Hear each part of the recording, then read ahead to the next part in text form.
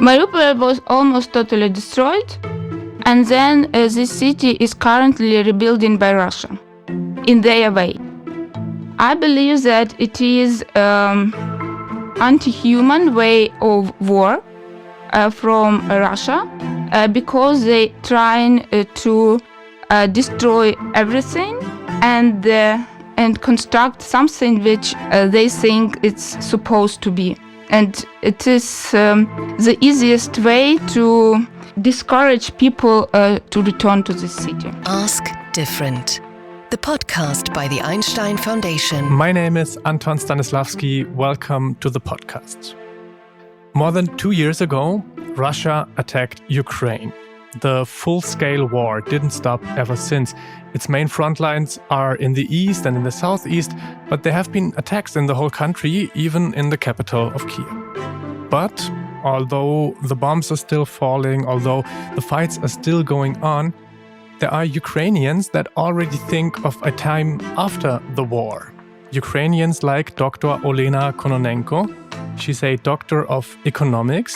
She was an associate professor at the Department of Economic and Social Geography at Taras Shevchenko National University of Kiev. And she is currently an Einstein guest researcher here in Berlin. Welcome, Dr. Kononenko. Nice to have you on the show. Thank you for having me. Your topic of research is the reconstruction of cities after catastrophes like wars. But currently you are in Berlin collecting data on urban gardening projects. How does this connect? How is this linked? I personally try to keep connections with my colleagues, friends, and relatives in Ukraine. And actually, physically, I am in Berlin, but partly in my mind, I'm still in Ukraine and in Kiev. I can imagine that. But still, like the topic of your research in Berlin is urban gardening projects. Am I right? It's actually a sustainable reconstruction of Ukrainian cities. And I use urban gardens as a lens to understand how to do it in an absolutely new way, reconstruct cities. So, of course, it's so wide and complicated and comprehensive problem that, of course, I can't solve it by myself, but I can contribute analyzing such interesting phenomena for me as urban gardens in Berlin. Community gardens, they rely on people working together. Yes. After such a devastating war, like the one in your home country, do people even have the strength to commit themselves to such a communal task? Or is it maybe even a source of strength? It happened many times. During Second World War, people gathered and they set up gardens in many European cities. And when the war just started in 2022, Gardens of Victory was organized in Ukraine. It was like a project for cities, how to grow vegetables in case that it will be food insecurity in cities. So it's nothing new, actually. But I think in the time of climate crisis, it's more important than before. Let's try to put the war out of our minds for just a moment. Okay. Can you tell us a little bit about Ukrainian cities from your perspective, regardless of the war? As I said, what's typical? What are maybe problematic issues for you in Ukrainian cities? What's working well? Can you take us along a little bit? Yes. For example, Ukrainian cities, they are really late with sustainable development, with such ordinary things like waste management, sustainable transport, energy efficiency. It is actually, we have a lot of problems with that. I just several days had interview with an activist of one urban garden in the center of Kiev. It's a young girl, young mom, who are for 10 years organizing this project. She's supporting a garden And she shared with me her difficulties with this project. And the biggest obstacle is that they do not communicate with local authorities at all. So they exist separately. Urban gardening project and people who are doing every day some work there. City council and other people who are supposed to support citizens in that, they actually do nothing. And are there some positive aspects to Ukrainian cities too, if you think of them? Again, people, because they are quite optimistic, especially young people, a new generation. They're creative, open to new ideas. And this cultural and academic life in Ukraine is really flourishing. It's maybe difficult to imagine, but it is how it is. So many festivals, conferences, workshops is organizing nowadays. So I really optimistic because I know students who are one student who are think about rebuilding Mariupol. Mm-hmm. Even me, I'm not sure when we could start this rebuilding, but he believes and it gives me optimism. Mm-hmm. I can imagine. Mm-hmm. Now, you are Ukrainian, your family and friends in Ukraine. How do you experience this war currently? How is the situation for you? I get used to that situation because in any conditions, a human being can survive. I believe in that after the war started. And of course, these remote technologies, internet, mobile connection all the time, it really helps. So I can call and ask my relatives if everything is okay and help somehow them. So yeah, it's not easy, but you can get used to even to that situation. Today we're talking about reconstruction of Ukrainian cities, but I guess we kind of need to start with talking about the destruction first. Mm-hmm. How much do you know about the extent of destruction of infrastructure? What's the situation like in Ukrainian cities? You mentioned Mariupol. Mm-hmm. Mariupol was almost totally destroyed, and then this city is currently rebuilding by Russia in their way. I believe that it is anti-human way of war from Russia because they trying to destroy everything and construct something which they think it's supposed to be. And it is the easiest way to discourage people to return to this city. If it's reconstructed by Russia. Even reconstructed in their way. So Ukrainians don't want to return to this city. And but of course, Russia, I think they hope that this territory will be theirs. But I don't know how this war ends. So there's cities like Mariupol where the destruction is huge, obviously. Huge. Not only that, actually all cities which near front line. All those to the east, to the south. Yes, Bakhmut, Avdiivka. Actually, when our army left these cities, it was no one local in the city. Yeah. Absolutely empty. No one Ukrainian citizen. And usually no one building is untouched after that. So I don't know what will be the decision about these cities because it's the most difficult to decide if we do it from the very basis, from the very beginning. And we build absolutely new city, which is also, I think, an option. Or we try at least to left something because for the people it's important to have something stable in their life, something which they remember from their previous periods. And I think we need more discussion about that. Involve sociologists, psychologists, and even human geographers. Mm-hmm, mm-hmm. Where does this work even start? I mean, the priority for many people must be to set up like basic infrastructure, housing, energy supply, water supply. Where do you start in your thinking about this? There is a Ukraine recovery plan developed by our government. But you are right, this reconstruction of housing and infrastructure is ongoing. So when, for example, one building has been destroyed, then immediately this recovery activity starts.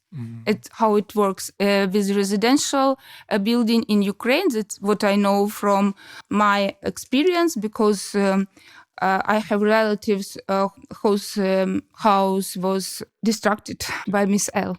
I wanted to ask about this anyways, because although I imagine it must be really frustrating to accept, but this war is far from being over, right? Experts say it may well go on for years, but still you think it's the right time to talk about reconstruction already.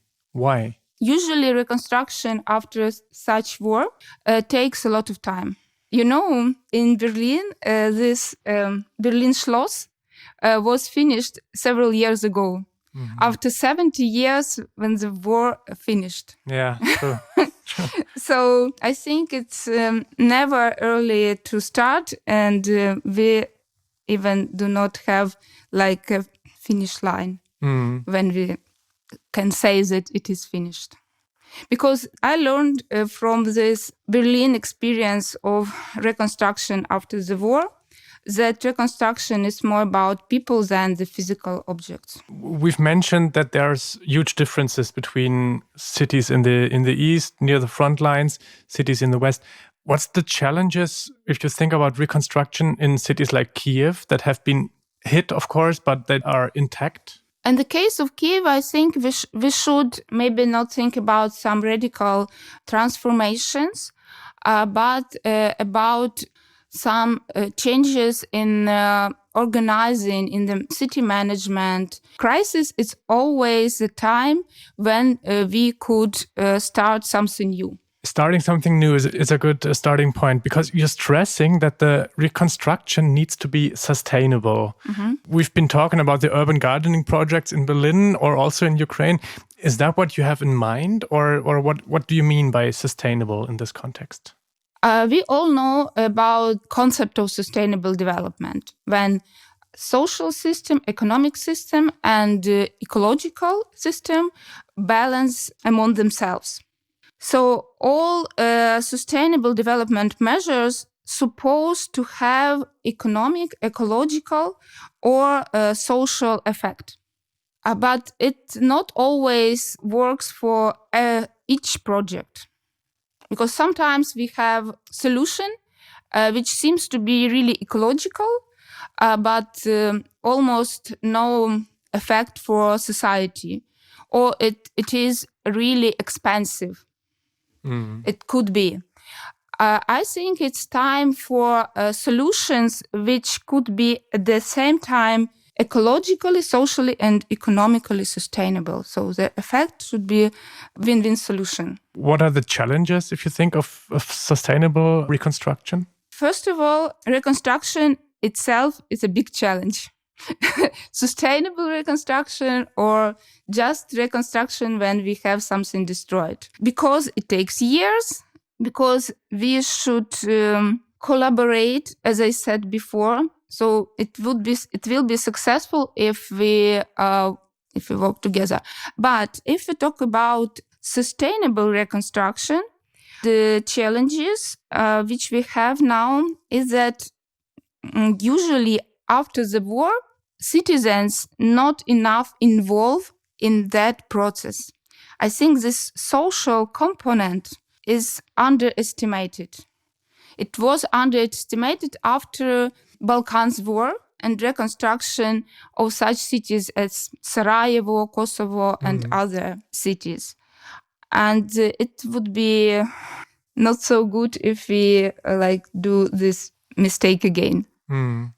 So we should not only ask people, but somehow let them do something, maybe on the really local level, and we should rebuild communities. Let's imagine if we rebuild housing, infrastructure, and then nobody returns. So cities is first of all people, and rebuilding a community means that we should let them some space for interaction, for doing something together, for some activities.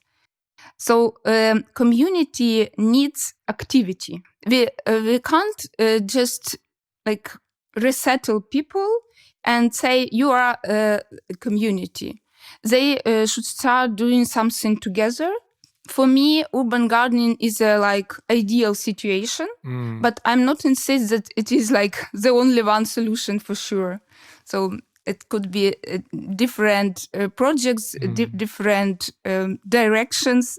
And asking people, you mentioned, that is something that would really help, of course. Obviously, right? Yes. It is what actually we are talking about in Ukraine, that it should be one of the basic principles. But it is not something new for Ukrainian cities, because this principle was in our legislation for years before the war. Usually it's just a formality. We're talking a lot, at least on the political sphere, about the West supplying enough or not enough weapons to Ukraine. In your opinion, are European countries, is Germany doing enough to support Ukraine's effort for reconstructing? A lot of projects now in progress, and Ukrainian cities receive help from different sources, from the governments of European countries, directly from the other cities. And it's actually really good for the communities that they feel that reconstruction officially has not been started, but all this assistance and, of course, money we already receive for doing sometimes basic things. Sometimes it is about reconstruction of schools, hospitals, for example, in the cities near Kyiv, when we have a lot of destructions. Let's try to end on an optimistic note. When you think of post-war Ukraine, what do you hope for? Do you have some image in your mind? Like, what could Ukraine achieve in the best case scenario if the reconstruction were organized according to maybe the ideas you have in mind? I think it's the only way for me to be optimistic. And of course, I see Ukrainian cities much more sustainable than we had before the war. I'm sure that it will happen. The final result could be really, really great. Today, we were talking about the war in Ukraine, and we need to do that, in my opinion, as we need to be aware of what's happening. Nevertheless, for me, it was really good to talk to someone who looks beyond the war, someone who has ideas about how things can go on after the war is over. I really hope that this will soon be the case. Thank you very much, Olena Kononenko, for sharing your insights. Thank you, Anton. It was a pleasure to be with you. And to all the listeners who are following us, thank you very much for listening. It helps a lot if you share our episodes. You can also follow the podcast to not miss future episodes. You're listening to Ask Different, the podcast of the Einstein Foundation. My name is Anton Stanislavski. Bye-bye. Ask Different, the podcast by the Einstein Foundation.